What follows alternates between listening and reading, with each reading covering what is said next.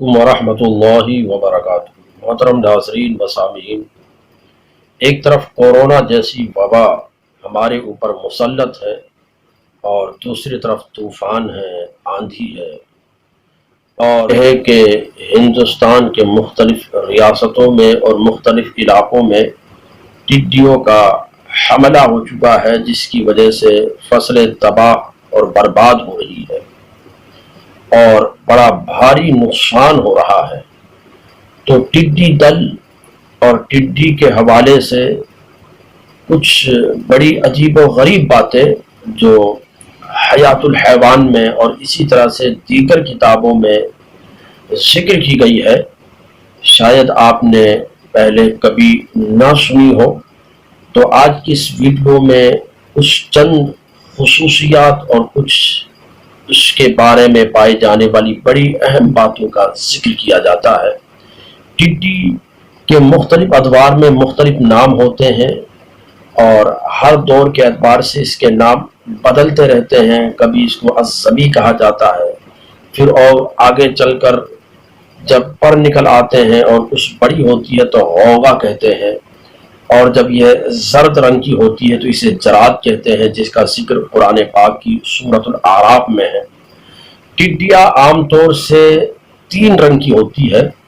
उनमें से एक लाल रंग है और जर्द रंग है, पीला रंग और सफ़ेद रंग है।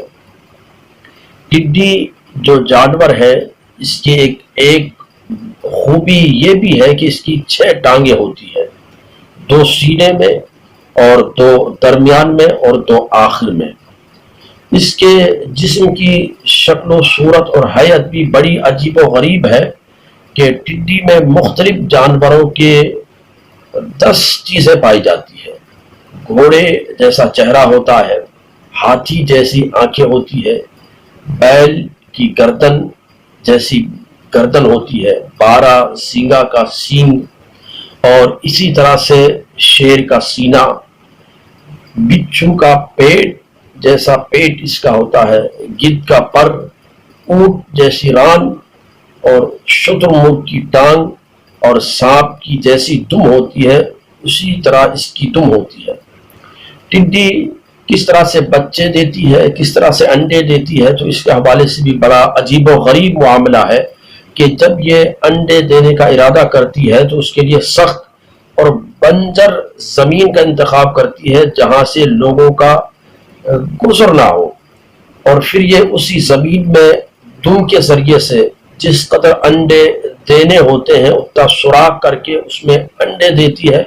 और फिर ज़मीन की गर्मी से बच्चे पैदा होते हैं। टिड्डी आपने देखा होगा जब भी ये कहीं पर किसी खेती में और फसलों पर हमला आवर होती है तो पूरा का पूरा एक लश्कर होता है।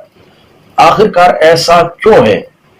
तो ये इस वजह से कि टिड्डी जो परवास करती है, पूरा इनका एक लश्कर होता है, पूरा एक दल होता है, पूरा झुंड होता है, और इनके अंदर एक सरदार भी होता है। ये अपने सरदार के मातहत होती है। जहां इनका सरदार प्रवास करता है वहां ये सारी की सारी उसके पीछे प्रवास करती है, जहां वो उतरता है वहां ये उतरती है, और जहां का वो रुख करता है वहां का ये सारी की सारी रुख करती है। टिड्डी की वजह से खेतियां बर्बाद हो जाती है, फसलें तबाह हो जाती है। तो इसके हवाले से ये है कि टिड्डियों का जो लुआब है ये फसलों के लिए और नबातात के लिए, हरी भरी चीजों के लिए जहर कातिल है। जिस खेत में ये पहुंच जाती है उसको तबाह व बर्बाद कर देती है, और मुख्तसर से वक्त में पूरे एक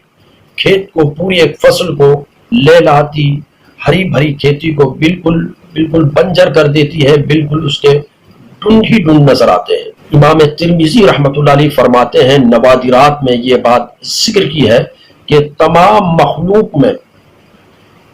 क़यामत की निशानियों में से एक निशानी है टिड्डियों का ख़त्म होना, कि तमाम मखलूक में टिड्डी को सबसे पहले हलाक किया जाएगा, क्योंकि ये टिड्डी उस मिट्टी से पैदा की गई है जो हज़रत आदम अला नबीना अलैहिस्सलातु वस्सलाम के पैदा करने के बाद बच गई थी। और यही वजह है कि टिड्डी को हलाक करने की इजाज़त नहीं है, लेकिन अगर ये खेतियों को नुकसान करे तो फिर इसे हम مار سکتے ہیں۔ اب رہا یہ کہ ٹڈی کے یہ حلال اور مباح ہے یا نہیں، تو اس کے حوالے سے شریعت مطہرہ میں یہ ہے کہ ٹڈی کا گوشت مباح ہے اور یہ حلال ہے، حدیث پاک میں اس کی اجازت موجود ہے۔ لیکن آج کل جو ٹڈیوں کا جھنڈ آ رہا ہے، پورا کا پورا لشکر آ رہا ہے، یہ چونکہ مختلف اوقات میں ان کو روکنے کے لیے اور فصلوں کو تباہ و برباد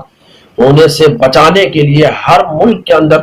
لوگ مختلف اوقات میں زہریلا اسپرے کیا جاتا ہے ان کو روکنے کے لیے، اور ان کے اثرات ان میں پائے جاتے ہیں۔ اس لیے اپنی سلامتی کے لیے ان کے کھانے سے اجتناب اور پرہیز کرنا یہ بہتر ہے۔ رپورٹ کے مطابق زمین پر آباد ہر 10 افراد میں سے ایک فرد کی زندگی ان ٹڈیوں سے متاثر ہوتی ہے۔ یہی وجہ ہے کہ یہ دنیا میں منتقل ہونے والی بدترین وبا قرار دی جاتی ہے، اور ایک اندازے کے مطابق یہ ٹڈیاں جو ہے روزانہ 300 مربع میل علاقے میں تقریباً 18 لاکھ ٹن جو خوراک ہوتی ہے، جو پیداوار ہوتی ہے، اسے کھا رہی ہے۔ اس کی تعداد میں بھی بے پناہ اضافہ ہوتا ہے، اور ایک مادہ جو ہے ایک دن میں 1000 انڈے دیتی ہے، اور اگر نمی کا ماحول ہو تو پھر اس سے ہر دن تقریباً ان کی نسل میں جو ہے 1 لاکھ تک کا اضافہ ہوتا ہے۔ اسی لیے ٹڈیوں کا جو پورا کا پورا جھنڈ ہوتا ہے، آپ نے دیکھا ہوگا دور سے دیکھنے میں لگتا ہے کہ یہ دھول کا کوئی طوفان ہے یا کالے بادل ہے۔ یہ زہریلے پودے، درختوں کے پتے سب چٹ کر جاتی ہے، اور اس لیے یہ خطرناک سے خطرناک روپ اختیار کر دی جاتی ہے، اور ایک دن میں ایک ٹڈی دل جو ہے 90 میل کا سفر طے کر لیتی ہے۔ 1 مربع میل میں پھیلا ٹڈی دل ایک دن میں 35,000 انسانوں کی خوراک چٹ کر جاتا ہے۔ تو اس طرح سے اس کی بہت ساری اقسام ہیں ٹڈی دل کی، اور یہ پورا جھنڈ کی شکل و صورت میں ہوتا ہے۔ تو یہ بڑی عجیب و غریب باتیں ہیں جو ٹڈی کے حوالے سے کتابوں میں ذکر کی گئی ہے۔ میں نے اس کو پڑھا تو آپ حضرات کی معلومات کے لیے بہتر سمجھا کہ آپ سے بھی اس کو شیئر کر دیا جائے، تاکہ آپ لوگوں کو بھی اس کے حوالے سے کچھ باتیں نئی سیکھنے کو ملے۔ السلام علیکم ورحمۃ اللہ